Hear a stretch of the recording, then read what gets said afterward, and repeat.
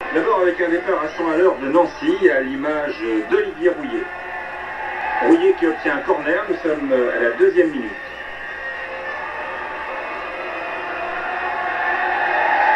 Corner tiré par Zégnier, repoussé une première fois, à nouveau Zégnier. Le gardien de Copenhague regardé par bien mais s'accroche avec Curbelo. Andersen est KO, Curbelo n'en croit pas ses yeux. 1-0 à la 2e minute. Nancy n'a plus qu'un but à remonter après ce départ en fanfare.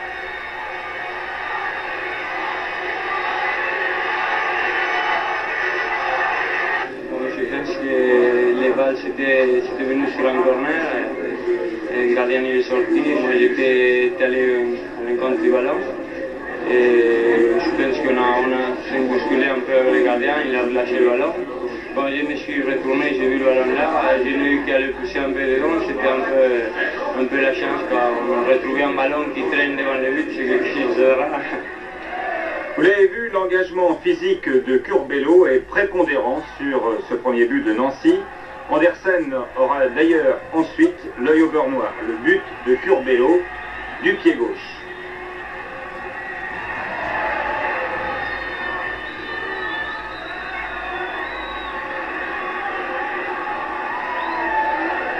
À nouveau ce but, au ralenti, filmé au sol cette fois. Et puis, plus rien jusqu'à la mi-temps. Plus rien, malgré un public devenu lui aussi européen dans un stade entièrement rénové et voué à 100% au football. 1 heure de jeu, la sortie du tunnel est enfin en vue pour Nancy. Rubio, qui joue en numéro 10, lance Rouillet. On y croit et on a tort. Superbe détournement d'Andersen. Au ralenti maintenant,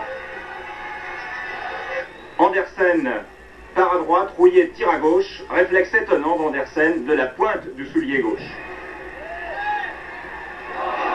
Mais Nancy tient le bon bout, tire appuyé Doum-Pierrez. Andersen ne peut que repousser. Rouillet récupère. Andersen revient dans ses buts. Pichenette de Rouillet depuis l'aile droite.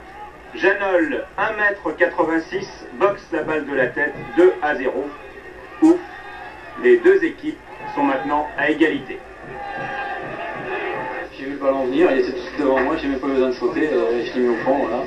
Ça aurait été un autre, il aurait pu le mettre aussi, voilà. Et le fait que vous soyez de grande taille, non, disons que j'ai même pas besoin de sauter, le ballon est arrivé sur moi, j'ai frappé, voilà. À Nancy, les joueurs apprennent aussi la simplicité, car c'est net, la tâche de Janol n'était pas si simple. Rouillet se détache du paquet de défenseurs, centre mi-long, et extension très efficace de Janol.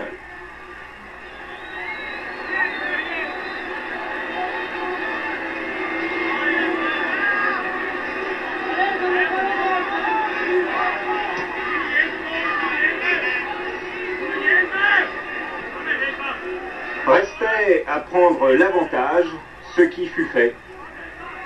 Zégnier au corner, qui est là sur ce corner. Janol, et cette fois sans forcer. Un peu naïf, ces grands Danois, piégés 2 fois en 5 minutes par le seul joueur de grande taille de Nancy, le seul à pouvoir leur prendre le ballon de la tête. Mais quelle joie pour Claude Puny et les siens, le but de la qualification que nous allons revoir sous tous les angles, marqué par un joueur détecté par le club dès son plus jeune âge et formé au conservatoire. À Nancy, on dit conservatoire et non pas école de football. Ce but de Janol et le profil de sa carrière sont à eux seuls un résumé saisissant de la vie de l'ASNL, association construite de toutes pièces par une poignée de fanas sans le sou, il y a maintenant 11 ans. J'ai 20 ans au mois d'août et j'ai toujours joué à Saint-Sylvain. J'étais poussin, plus petit, mini, j'ai gravi tous les échelons à Saint-Sylvain. Il y a 15 ans, je suis rentré au conservatoire avec M. Collot, M. Platini et tous les cadres. Et je suis arrivé, j'ai joué en professionnel à 17 ans, et à 4 saisons. Quoi. Et voilà, au fur et à mesure, j'ai gravi les échelons, j'ai joué en première division. Je pense que maintenant, à la Coupe d'Europe, c'est extraordinaire. Vous pensiez être footballeur professionnel quand vous étiez enfant? Oui, on y pense toujours, hein, vous savez, j'ai toujours joué au football, c'était mon père m'emmenait tout petit, et, moi je côtoyais les joueurs professionnels, à 15 ans j'étais encore plus près, j'ai pensé vraiment toujours, j'ai rien envisagé d'autre que d'être joueur professionnel. Quand on parle de Nancy, habituellement on parle très souvent de Platini, de Rouillet, aujourd'hui on parle de Janol, quel effet ça vous fait? Vous savez, l'effet, je suis encore... je suis jeune, on parle de moi, c'est bien, on parle pas de moi. On a fait l'expérience il n'y a pas longtemps, on parlait pas trop de moi. Bon, bah, je laissais passer, je faisais mes matchs, et c'est tout, maintenant on parle de moi, c'est pareil pour moi. Et à 5 minutes de la fin, Paco Rubio offre le 4e but, celui de la sécurité à Zémier. Andersen et Nielsen auront beau protester. Il n'y a pas hors-jeu, selon le juge de touche.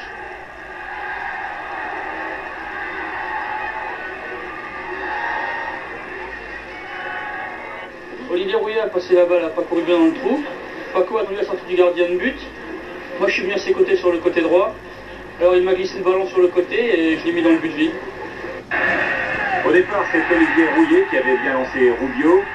Rubio feinte le gardien, fait un cadeau à Zémier qui pousse la coquetterie jusqu'à placer le ballon sur son pied gauche avant de le mettre dans les buts. C'est de la belle ouvrage. Si Nancy franchit les 8e contre le Servette de Genève, ce qui sera quand même une autre paire de manches, Platini et espérons-le Merchadier seront de retour. C'est important.